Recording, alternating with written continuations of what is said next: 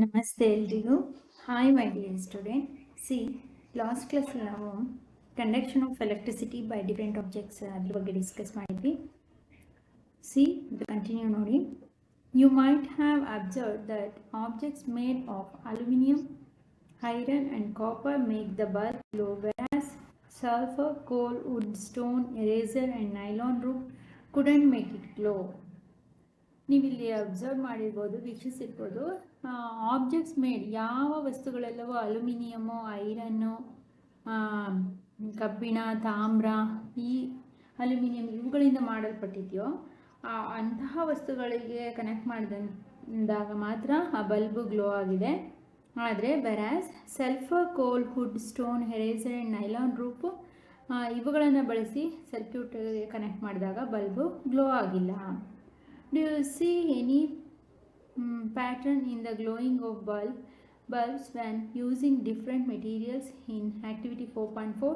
It is observed that all the materials that make the bulb glow are metals.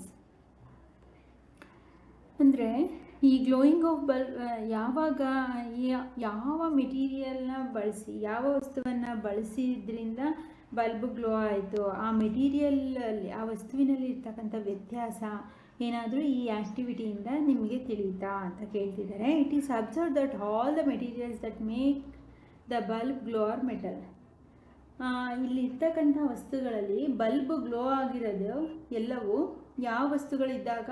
Metals, ಲೋಹಗಳಿದ್ದಾಗ ಮಾತ್ರ bulb glow ಆಗಿರೋದು. ಅರ್ಥ ಆಯ್ತಾ? Metals that allow electricity to flow through them easily are called good conductors of electricity. Materials that allow electricity, ಯಾವ ವಸ್ತುಗಳು ತನ್ನ ಮೂಲಕ ವಿದ್ಯುತ್ತನ್ನು ಹರಿಯಬಿಡುತ್ತೋ, ಸುಲಭವಾಗಿ ತನ್ನ ಮೂಲಕ ಯಾವ ವಸ್ತುಗಳು ವಿದ್ಯುತ್ತನ್ನು ಹರಿಯಬಿಡುತ್ತೋ ಅವುಗಳನ್ನ ನಾವೇನಂತ ಕರಿತೀವಿ? ಗುಡ್ ಕಂಡಕ್ಟರ್ ಆಫ್ ಎಲೆಕ್ಟ್ರಿಸಿಟಿ, ಅತ್ಯುತ್ತಮ ವಿದ್ಯುತ್ ವಾಹಕಗಳು ಅಂತೇಳಿ ಕರಿತೀವಿ. ಅದಕ್ಕೆ ಎಕ್ಸಾಂಪಲ್ಸ್ ಕೇಳಿದ್ರೆ ಅಲ್ಯೂಮಿನಿಯಂ, ಕಾಪರ್, ಐರನ್ ಇವೆಲ್ಲ ನೀವು ಕೊಡ್ಬೋದು, ಗೋಲ್ಡು, ಸಿಲ್ವರ್ ಎಲ್ಲ. In contrast, materials that prevent the bulb from glowing by not allowing electricity to pass through them are called poor conductor of electricity. ಹಾಗೆ ಯಾವ ವಸ್ತುಗಳು ತನ್ನ ಮೂಲಕ ವಿದ್ಯುತ್ತನ್ನು ಹರಿಯ ಬಿಡುವುದಿಲ್ಲವೋ ಅಂತಹ ವಸ್ತುಗಳನ್ನು ನಾವೇನಂತ ಕರಿತೀವಿ? ಹಾಗೆ ಅವುಗಳು ಪ್ರಿವೆಂಟ್ ಗ್ಲೋಯಿಂಗ್ ಬಲ್ಬು ಆನ್ ಆಗದಂತೆ ತಡೆಯುತ್ತೆ. ಅಂತಹ ವಸ್ತುಗಳಿಗೆ, ವಿದ್ಯುತ್ತನ್ನು ಹರಿಯ ಬಿಡದಂತಹ ವಸ್ತುಗಳಿಗೆ ನಾವು ಪೂರ್ ಕಂಡಕ್ಟರ್, ವಿದ್ಯುತ್ ಅವಾಹಕ ವಸ್ತುಗಳು ಅಂತೇಳಿ ಕರಿತೀವಿ. ಅರ್ಥ ಆಯ್ತಾ?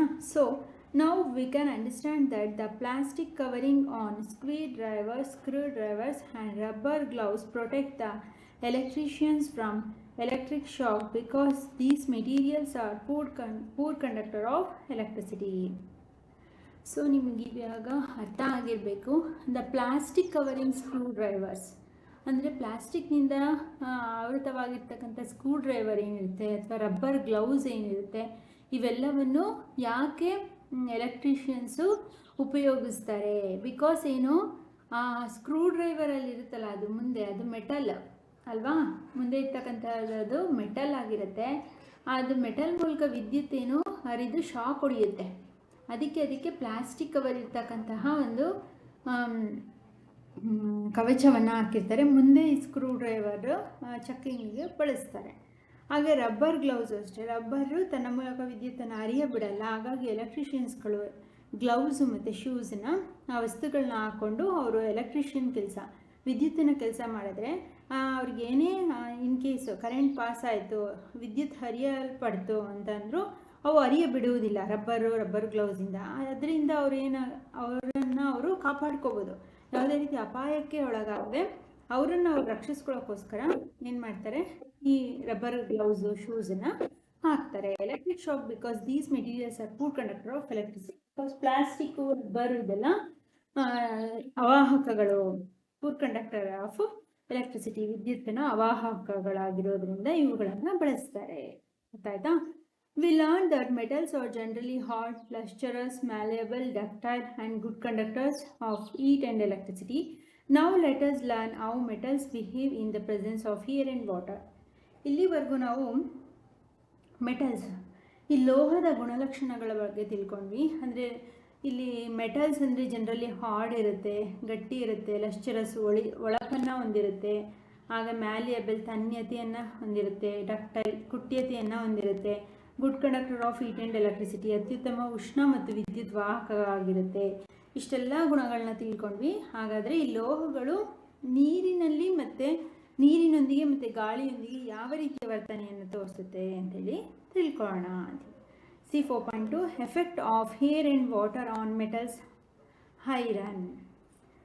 ಕಬ್ಬಿಣದ ಮೇಲೆ ನೀರು ಮತ್ತು ಗಾಳಿಯ ಪರಿಣಾಮ ಹೇಗಿರುತ್ತೆ? You would have often noticed that iron objects develop brown deposits when left in the open for a few days. ನೀವು ಯಾವ್ದಾದ್ರು ಐರನ್ ಆಬ್ಜೆಕ್ಟ್ಸ್ ಕಬ್ಬಿಣದ ಯಾವ್ದಾದ್ರು ಪದಾರ್ಥವನ್ನು, ಯಾವ್ದಾದ್ರು ಒಂದು ವಸ್ತುವನ್ನು, ಕಬ್ಬಿಣದಿಂದ ಮಾಡಿರ್ತಕ್ಕಂಥ ಯಾವುದೇ ಒಂದು ವಸ್ತುವನ್ನು ಒಂದು ಸ್ವಲ್ಪ ದಿನ ಹೊರಗಡೆ ಇಟ್ಬಿಡಿ. ಆಗೇನಾಗುತ್ತೆ, ಆಬ್ಜೆಕ್ಟ್ಸ್ ಡೆವಲಪ್ ಬ್ರೌನ್ ಡೆಪಾಸಿಟ್, ಅದ್ರ ಮೇಲೆ ಒಂಥರ ಕಂದು ಬಣ್ಣದ ಕೋಟಿಂಗ್ಸ್ ಲೇಪನ ಫಾರ್ಮೇಷನ್ ಆಗಿರುತ್ತೆ. In which conditions would an iron objects develop brown deposit. ಈ ಒಂದು ಸ್ಥಿತಿಯನ್ನು ನಾವು ಐರನ್ ಆಬ್ಜೆಕ್ಟ್ ಮೇಲೆ, ಕಬ್ಬಿಣದ ಮೇಲೆ ಉಂಟಾಗಿರ್ತಕ್ಕಂತಹ ಬ್ರೌನ್ ಡೆಪಾಸಿಷನ್, ಕಂದು ಲೇಪನ ಅಂತೇಳಿ ಕರಿತೀವಿ. when it comes into contact with dry air only, when it comes into contact with water only, when it comes into contact with both air and water. ಇಲ್ಲಿ ಹೇಳ್ತಿದ್ದಾರೆ, ಅಂದರೆ ಇಲ್ಲಿ ಪ್ರಶ್ನೆಯನ್ನು ಕೇಳ್ತಿದ್ದಾರೆ, ಆ ಒಂದು ಕಬ್ಬಿಣದ ಮೇಲೆ ಉಂಟಾಗಿರ್ತಕ್ಕಂಥ ಬ್ರೌನ್ ಡಿಪಾಸಿಷನ್, ಆ ಒಂದು ಲೇಪನ, ಕಂದು ಬಣ್ಣದ ಲೇಪನ ಯಾವ ಕಾರಣದಿಂದ ಉಂಟಾಗಿದೆ?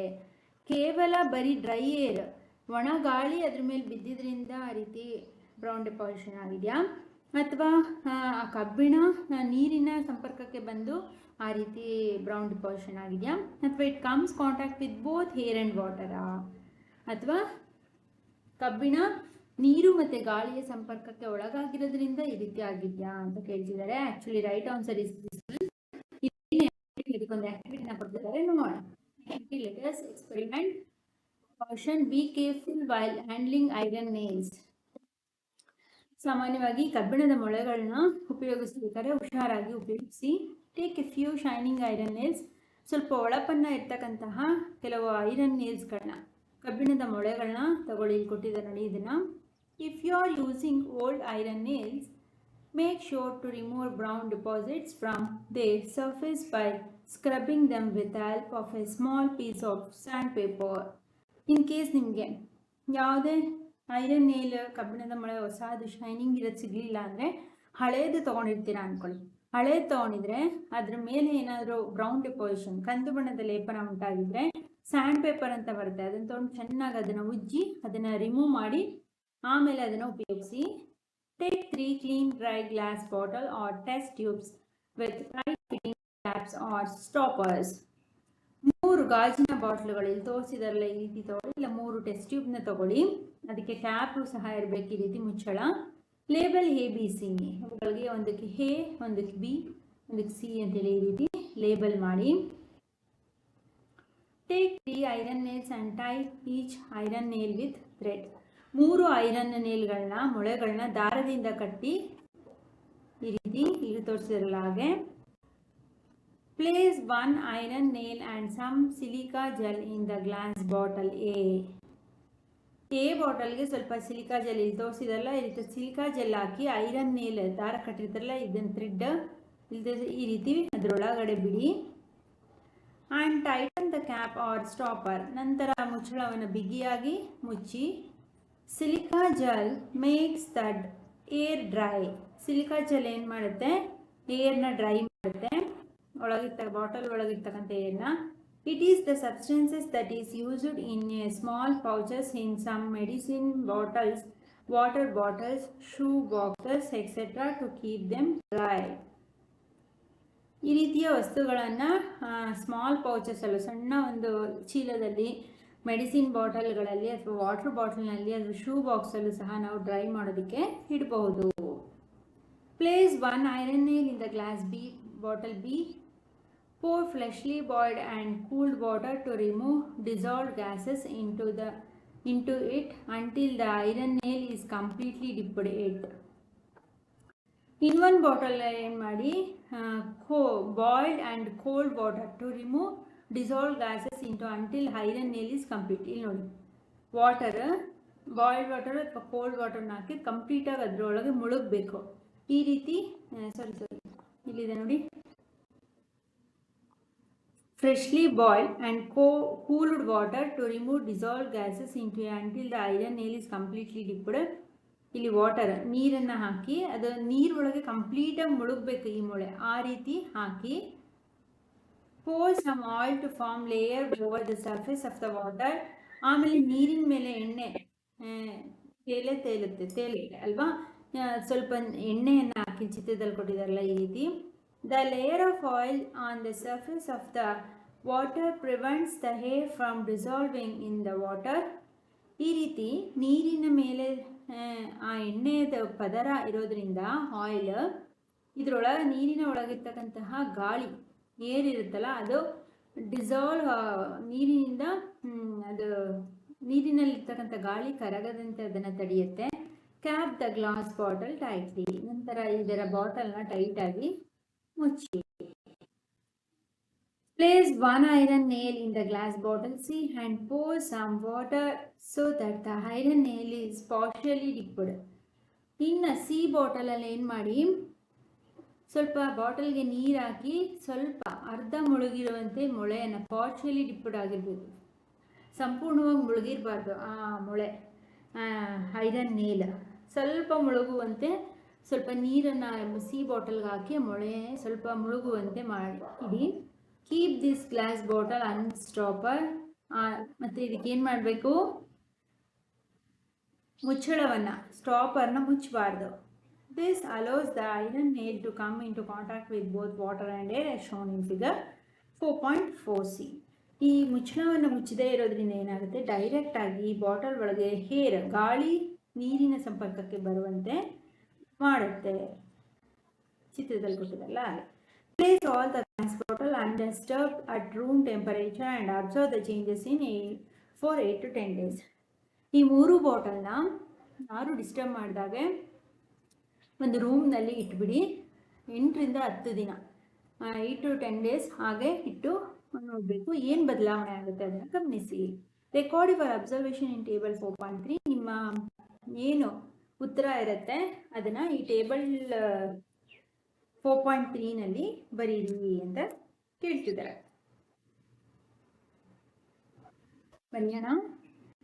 C formation of brown deposit iron nails. ಯಾವ ಕಂಡೀಷನಲ್ಲಿ ಬ್ರೌನ್ ಡಿಪಾಸಿಷನ್ ಬರುತ್ತೆ ಅಂತೇಳಿ ಕೇಳ್ತಿದ್ದಾರೆ. ಸಿ ಫಸ್ಟ್ ಒನ್ ಅವರೇ ಎ ಬಾಟಲಲ್ಲಿ no presence of water. Yes first condition ಏನು, ಪ್ರೆಸೆನ್ಸ್ ಆಫ್ ವಾಟರ್ ಇದೆಯಾ. ಫಸ್ಟ್ ಬಾಟಲ್ ಎಲ್ಲಿ ವಾಟರ್ ಹಾಕೇ ಇಲ್ಲ ನಾವು ಅಲ್ವಾ, ಸಿಲಿಕಾ ಜೆಲ್ ಹಾಕಿದ್ದೀವಿ, ಐರನ್ ನೇಲ್ನ ಬಿಟ್ಟಿದ್ವಿ. ಪ್ರೆಸೆನ್ಸ್ ಆಫ್ ವಾಟರ್ ಇದೆಯಾ, ನೋ. ಪ್ರೆಸೆನ್ಸ್ ಆಫ್ ಏರ್ ಇದೆ, ಎಸ್. ಹಾಗಾದರೆ ಅಬ್ಸರ್ವೇಷನ್ ಏನು ಬರುತ್ತೆ, no brown deposit, no brown deposit on iron nail.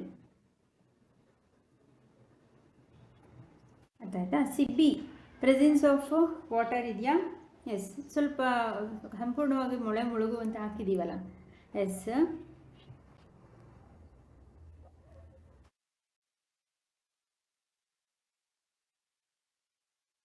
ಇಲ್ಲಿ ಪ್ರೆಸೆನ್ಸ್ ಆಫ್ ಏರ್ ಇದೆಯಾ, ನೋ. ಬಿಕಾಸ್ ಮೇಲೆ ಆಯಿಲ್ ಹಾಕ್ಬಿಟ್ಟಿದ್ದೀವಿ, ಏರ್ ಗಾಳಿ ನೀರಿನ ಸಂಪರ್ಕಕ್ಕೆ ಬರಬಾರ್ದು, ನೀರೊಳಗಿರೋ ಗಾಳಿನೂ ಅದ್ರ ಸಂಪರ್ಕಕ್ಕೆ ಬರಬಾರ್ದು ಅಂತ ಆಯಿಲ್ ಹಾಕಿದ್ದೀವಿ. ಸೊ ಏನು ಅಬ್ಸರ್ವೇಷನ್ ಏನು ಬರುತ್ತೆ, ನೋ. ಇಲ್ಲೂ ಸಹ ಮೊಳೆಯ ಮೇಲೆ ಕಬ್ಬಿಣದ ಆ ಮೊಳೆಯ ಮೇಲೆ ಏನಾಗಿಲ್ಲ, ಬ್ರೌನ್ ಡಿಪಾಸಿಷನ್, ಕಂದು ಬಣ್ಣದ ಲೇಪನ ಉಂಟಾಗಿಲ್ಲ. ನೋ ಬ್ರೌನ್ ಡಿಪಾಸಿಟ್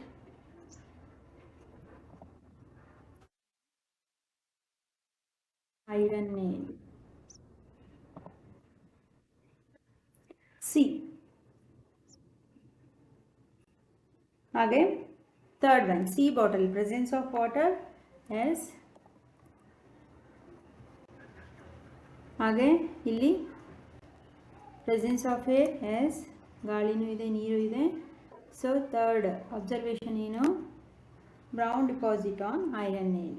ಮೂರನೇ ಸಿ ಬಾಟಲ್ನಲ್ಲಿ, ಬಾಟಲ್ನ ಮೊಳೆಯಲ್ಲಿರ್ತಕ್ಕಂತಹ ಮೊಳೆ ಇದೆಯಲ್ಲ ಅದ್ರ ಮೇಲೆ ಬ್ರೌನ್ ಡಿಪಾಸಿಟು, ಕಂದು ಬಣ್ಣದ ಲೇಪನ ಉಂಟಾಗಿರುತ್ತೆ.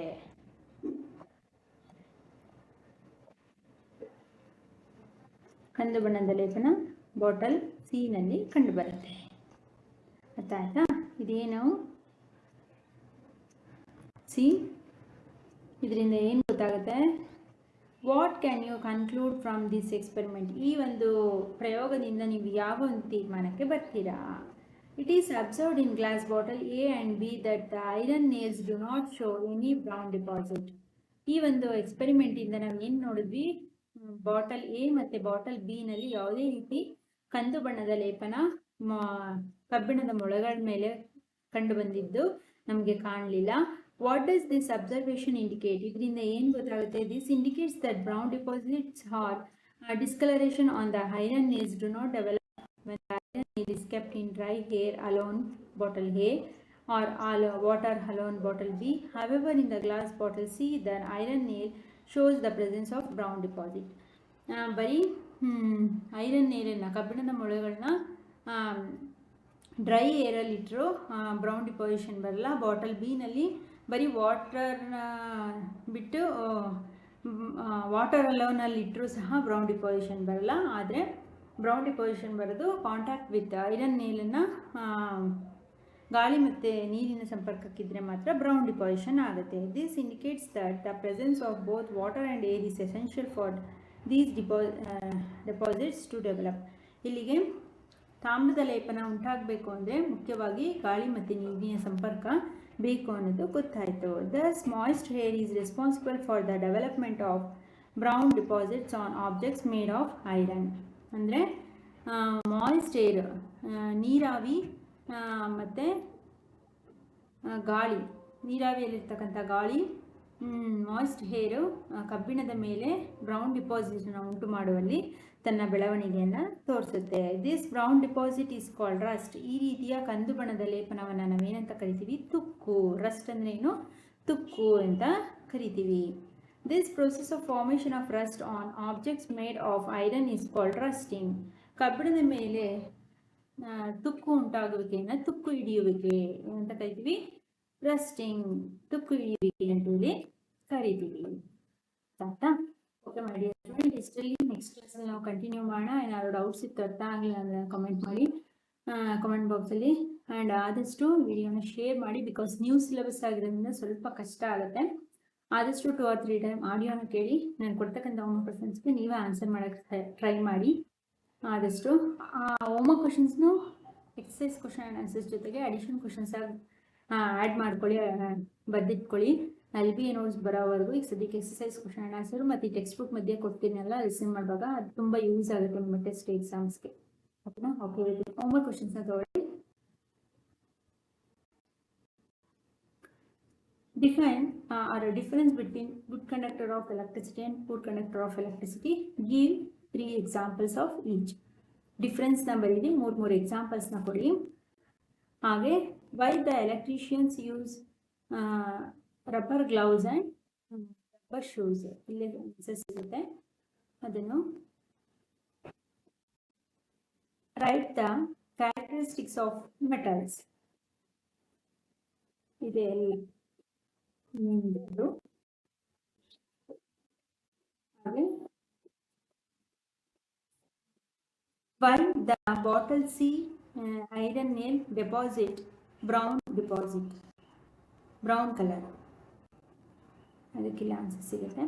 and what is rust, define rusting.